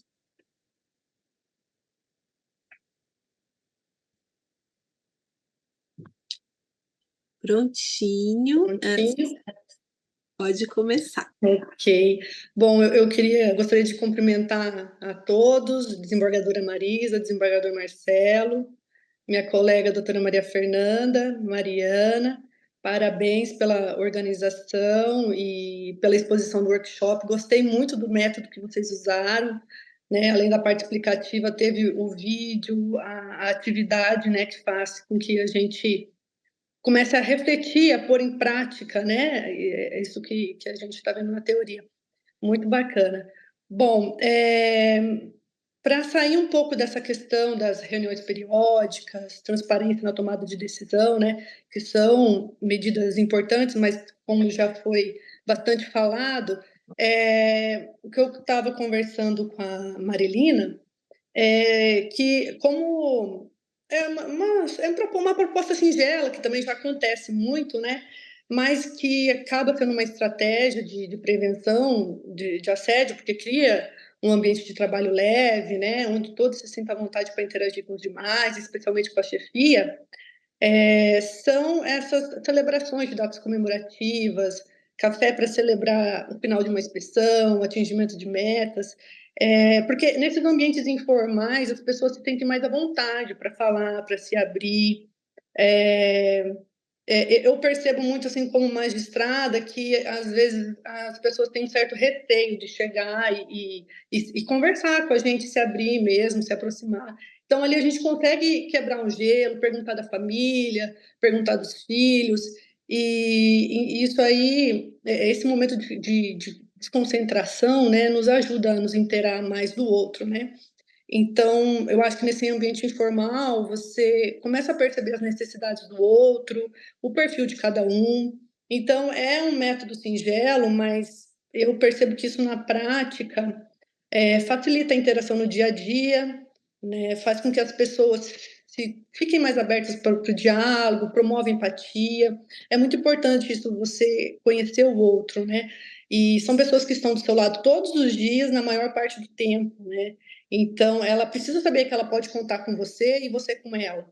Seja para melhorar a instituição que a gente trabalha, seja para um apoio de cunho pessoal. Se você percebe que um servidor está passando por uma dificuldade, você, né, ter essa abertura para falar para ele, você gostaria de tirar férias, como é que tá, né? Ou um colega de trabalho, você quer que eu te compenso? Né? Eu acho que conhecer o outro é muito importante, assim. E uma questão assim que me ajuda muito a sempre fazer um juízo de reflexão quando eu recebo aquelas avaliações anuais de servidor, e ali aquele momento que você preenche a avaliação, você também já vai se autoavaliando. Eu estou dando os feedbacks necessários, eu estou fazendo os elogios necessários, né? Eu acho bem interessante essa reflexão por parte da chefia, né? Seja quando é o magistrado ou quando é o diretor de secretaria que está ali realizando a avaliação. E a questão do acesso ao magistrado também é muito importante quando um assessor chega para a gente e fala assim, doutora, qual o pensamento da senhora nesse caso? E aí, às vezes, eu falo e eu não tenho um feedback do servidor. Então, o servidor ele precisa se sentir aberto para ele dar a opinião dele também. Porque, às vezes, a visão que eu estou tendo é só de uma parte da situação. E sempre tem outras outras coisas para serem contribuídas a uma situação que eu não estou visualizando, né? Então, é muito importante essa troca, entendeu? De magistrado, servidor, para a gente construir um trabalho da melhor forma possível. Desculpa se eu extrapolei o tempo, mas eu quis fugir um pouco dessa questão das reuniões periódicas e tal, isso aí é importante, mas eu acho que para a gente conseguir que numa reunião periódica a pessoa consiga se abrir para você, esses momentos informais são importantes. Mas foi ótimo, doutora. E é bom também porque a senhora também, como organizadora aqui do evento, né, pela CEPANSA, ajuda a gente. E já pode ter todo o direito de extrapolar o tempo, né? Obrigada. Não é extrapolação, né? Está no devido lugar. Então, posso falar? Então, aqui, só que como a gente já passou da hora, antes de devolver a palavra para a doutora Marisa, eu só queria fazer assim, um apanhado, né? Porque, pelo que eu fui anotando aqui, conforme vocês foram falando, a questão da comunicação clara apareceu muito, assim, em várias falas, né? Essa comunicação, tanto nesse âmbito das relações, de um cuidado na relação, mas como na comunicação de ter regras claras, né? De não deixar esse sentimento de injustiça, porque muitas vezes é só uma falha de comunicação. Já aconteceu uma vez, alguns servidores, por exemplo, na minha vara de vida em função, que não tem uma função para cada um, e aí o diretor errou uns dias de e a pessoa entendeu que ela estava sendo punida por algum motivo, que ela não estava. E até ela criar coragem de me falar isso, ela criou toda uma história, né? E nada estava acontecendo, foi um erro, porque tem que contar os dias, é uma coisa às vezes meio complexa. Então, assim, esse ponto da comunicação, eu acho que é muito importante, eu acho que a gente pode investir nisso, né, nessas formas de estabelecer comunicação clara, essa questão de critérios para a nomeação de funções de confiança. É claro que a função de confiança é uma função do gestor e e designar alguém passa por uma relação de confiança que às vezes ela não é palpável, assim, é esse atributo, a pessoa preenche esse requisito, mas, por exemplo, quando eu tiro alguém de uma função, é muito fácil eu explicar, olha, eu já passei por isso, eu estou tirando porque eu preciso para esse cargo disso, né? Isso dá uma sensação assim da pessoa ter uma previsibilidade. Então, acho que isso é muito importante e acho que isso também está dentro da comunicação, estabelecimento de regras claras, né, nessa questão de meta, do que cumprir. Então, assim, eu acho que esse tema da comunicação é um tema que apareceu bastante, que a gente pode, assim, pensar nisso para próximas formações e como investir nisso. E essa questão também da formação dos gestores, né, que eu acho que às vezes ainda nos faltam ferramentas mesmo de formas mais inovadoras de gestão, que são mais eficientes, e aí para formar, né, esses gestores mais vocacionados, porque às vezes a gente não tem ferramentas, mesmo nós, né, juízes e juízes, a gente não recebe essa formação para a gestão tão clara. Então, eu acho que realmente esses pontos que vocês levantaram foram muito importantes. A gente pode compilar, né, depois de tudo isso, e ter uma produção aqui geral do evento, né, Mariana, e deixar no site, mas assim, eu quis pegar aqui em linhas gerais o que eu fui anotando, o que mais se repetiu, né? E acho que o feedback, tudo isso está dentro da questão da comunicação. Então, acho que assim, foi bastante produtivo, acho que levantamos bastantes pontos para seguir em frente, né, para o caminho que a gente ainda precisa percorrer. Então, com isso aqui, eu agradeço a todas pela presença até agora, né, agradeço também a Mariana e devolvo a palavra para a doutora Marisa. Para mim, eu vou fazer um comentário, vocês me desculpem a franqueza, mas eu estava aqui o tempo todo ouvindo atentamente, né? Eu tenho 36 anos de magistratura federal, fora os 4 anos que eu tenho de serviço público anteriores, né? Eu sempre achei que o grande problema nosso é a falta de comunicação. Sempre é isso. Vocês sabem que existem chefes, eu falo chefes juízes, desembargadores, que eles não conhecem os seus funcionários. Eles entram no gabinete, às vezes não falam nem bom dia para ninguém, se fecham lá dentro e só tem contato com um, que normalmente é o oficial de gabinete no tribunal ou o diretor de secretaria na vara.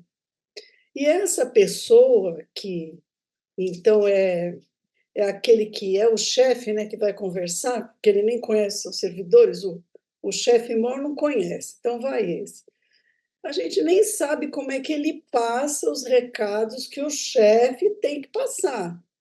Então, esse negócio de falar por uma interposta pessoa, para mim, sempre pareceu errado. O chefe que é bom, ele conhece as pessoas com quem ele trabalha, ele fala com todos eles, ele dá os comandos de forma direta e clara. A nossa meta é diminuir os processos de PIS, COFINS. Então, gente, é isso que nós vamos fazer, nós vamos diminuir. Mas se vai um outro falar no lugar dele, evidentemente essa pessoa pode falar de várias formas, inclusive aos gritos, maltratando, xingando, né? Isso acontece mesmo. E eu lembro de uma situação que aconteceu comigo 36 anos atrás. A grosseria de alguém é uma coisa que fere a gente para sempre. Eu era juíza auxiliar na 7ª Vara Federal, o juiz titular era o Dr. Márcio Moraes.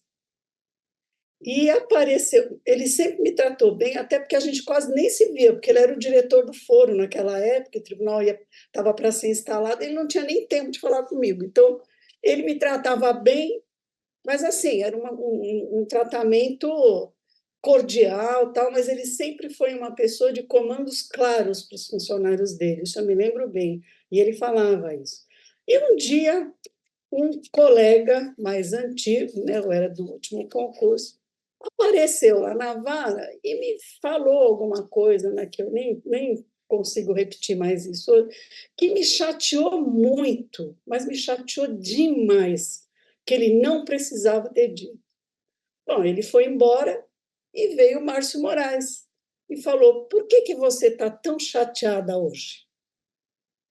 Aí eu contei o episódio para ele, ele falou o seguinte: eu vou te falar uma coisa para você nunca mais esquecer. Você vive num mundo de profissionais do direito, você está num fórum e não existe densidade demográfica maior de arrogância do que no mundo do direito. Ele falou isso para mim.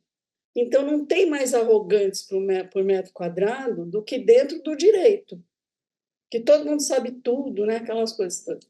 Então, isso passa de um para o outro. Um chefe que não conversa com as pessoas que ele chefia, que outro vai falar no lugar dele, ele está dando a autoridade dele para outro falar, e ele não sabe como esse outro vai usar.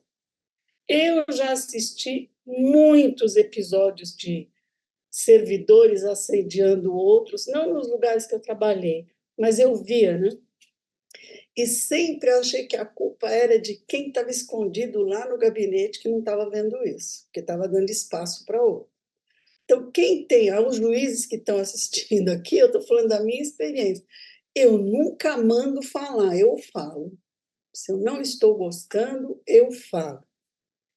E se der errado, eu assumo a responsabilidade, sempre. E falo os comandos claros. Já fui acusada de assédio, por ter desagradado determinadas pessoas, mas isso também caiu por terra, porque realmente não se configurava. Mas quem é chefe tem que assumir essa condição, ele não pode ficar guardado lá na sala dele e não se comunicar com as pessoas que vão, na verdade, cumprir as determinações dele, né? Então, falta a gente se comunicar mal dentro do judiciário e a nossa comunicação para fora também é ruim, tanto que a gente não tem uma imagem, uma boa avaliação, né? Por quê? Porque a gente também não sabe conversar para fora, né? É a densidade demográfica de arrogância por metro quadrado, que o Márcio Moraes falava. Então, e parece que é isso mesmo. Então, vocês podem ver que todo juiz que se comunica bem com os seus servidores, ele não tem esse tipo de problema na vara. Não tem essa coisa. Que trabalha de porta aberta, fala com todo mundo, faz o café, que nem a Franciele falou, compra o bolo para os aniversários do mês, de vez em quando vai no happy hour com todos eles. É claro que essa pessoa se comunica melhor e conhece melhor as pessoas com quem ela trabalha, e fica mais fácil, né? A gente tem que agregar, não desagregar, né? Mas quem fica no pedestal pode cair também. E às vezes está lá porque tem medo, que é difícil, né? Não sabe, a gente não sabe a história pessoal, né, que fez com que aquela pessoa se recolhesse tanto. Então, tem tanta coisa aí para considerar. Mas é isso, gente, é a minha opinião. E aí, doutor Marcelo, não vai falar nada? Não é o nosso chefe aqui do tribunal dessa comissão. Estava esperando o comando, presidente Marisa. Então, está com a palavra, e depois te encerro. Primeiro, agradecer mais uma vez a todos, a participação rica, né? E a ideia maravilhosa também de fazer os grupos, né? De fazer essa dinâmica, muito bacana. Gostei muito, aprendi muito, fiz várias anotações aqui. E também aproveitando a deixa da presidente Marisa, eu destacaria de tudo também o que foi colocado, a questão do debate, mas assim, a gente percebe que falta empatia, né? Acho que a palavra é empatia, né? Sermos mais presentes, né, na vida dos nossos servidores, das nossas pessoas. Eu, inclusive, vou até fazer um registro aqui público. Se um dia chegar uma denúncia de assédio, que eu todo dia cumprimento todo mundo no meu gabinete, inclusive com um beijinho, presidente Maria, você já vai me defender. Porque eu faço questão, porque exatamente hoje vai ser diferente de amanhã, que foi diferente de ontem. Então, eu faço isso exatamente para... Eu chego, cumprimento todos que estão aqui no meu gabinete, dou beijinho, cumprimento, abraço os homens, pergunto se está tudo bem. Por quê? Porque isso, hoje é diferente de amanhã, que foi diferente de ontem. A gente não sabe se a pessoa que estava bem na sexta passou bem o final de semana, então eu faço questão de ir pessoalmente, cumprimentar todos, participo do cafezinho da tarde, faço questão, às vezes, de trazer bolo. Às vezes, na verdade, eu mais como o bolo deles do que eu trago, mas de vez em quando eu lembro de trazer. Vou corrigir isso aí, hein? Fazer uma diligência que com certeza vai ter um bolinho, presidente. Mas, e um outro ponto também que eu acho que bacana, que pode enriquecer o trabalho da comissão, a gente vê como desmistificar o assunto, né? Porque você fala em comissão de assédio, discriminação, aí fica todo mundo apreensivo, né? Será que se eu participar mais, eu vou descobrir que eu pratico assédio? Se eu não participar também, eu continuo fazendo aquilo, sem saber se é assédio ou não, mas eu estou numa posição cômoda, né? Então, não importa para mim se eu estou praticando ou não assédio. Eu acho que é desmistificar o assunto, né? Como bem colocou, todos os grupos colocaram isso, né? Como tratar esse assunto, né? Como dar publicidade, mas de uma forma leve, uma forma que a gente possa entender, às vezes, o que é cobrar metas, né? Que não tem como a gente não cobrar metas, né, Marisa? Porque o CNJ nos cobra as metas, né? Então, tanto é que tem meta 1, meta 2, meta 3, meta 20, 30. É quase um assédio, né? Exatamente, o CNJ pratica, o CJF também pratica um assédio. E às vezes é isso, né? A pergunta, mas cobrar metas, uma pergunta muito simples e corriqueira, e que faz sentido aqui na discussão. Cobrar meta é o assédio? Não, depende da forma, como. Então, acho que isso é a gente trazer esse diálogo, né? Como desmistificar o assunto de assédio para que todos possam participar e entender o limite de que é uma cobrança, né, de metas e o que seria ali, eventualmente, já um assédio, né? Mas eu acho que, parando por aqui, presidente, e demais colegas que estão aqui nos ouvindo, e agradecer mais uma vez a rica discussão e o rico trabalho feito nesta tarde de hoje. Muito obrigado. Então, tá bom, gente. Doutora Franciele, amanhã eu vou lhe ver. Eu e o doutor Marcelo, né? Nossa, exatamente. Ah, doutora Marisa, eu estou de férias, não estou em Campo Grande. Isso é assédio, a pessoa está trabalhando nas selvas, vocês estão chamando. Isso não é culpa minha, não fui eu que organizei, hein? Não, ela veio espontaneamente, Olha, isso aí é assédio. Mas na quarta-feira estarei em Campo Grande, se Deus quiser. Tá bom. Não, mas o doutor Marcelo e eu estaremos aí amanhã, né? Vamos logo no meio do dia, estaremos com vocês aí amanhã para o evento da Justiça Restaurativa, um evento grande, concorrido, vai ser bem interessante. Então, gente, eu quero participar, nos dias 8 e 9 eu quero participar. Legal, então nos veremos. Então, mas amanhã continuamos aqui, né, Maria Fernanda? Eu não sei se eu estarei e o doutor Marcelo, que a gente vai estar naquele evento, e eu acho que tem um horário aí que coincide, pelo que eu vi. Amanhã é um círculo do estilo do Criando Conexões com o Sejuri, então realmente a gente até mudou para poder ter hoje essa abertura, porque esse círculo é previsto para hoje, então amanhã é para quem se inscreveu para participar do círculo, daí na quarta segue com as palestras e a gente vai se dividindo entre Campo Grande. Então vamos falando. Vamos falando. Então, boa noite, gente. Boa noite, gente. Bem, Obrigado, viu? descansem bastante, amanhã é outro dia. Boa noite. Prazer. Boa noite, Tchau, tchau. abraço. Obrigada. Boa noite.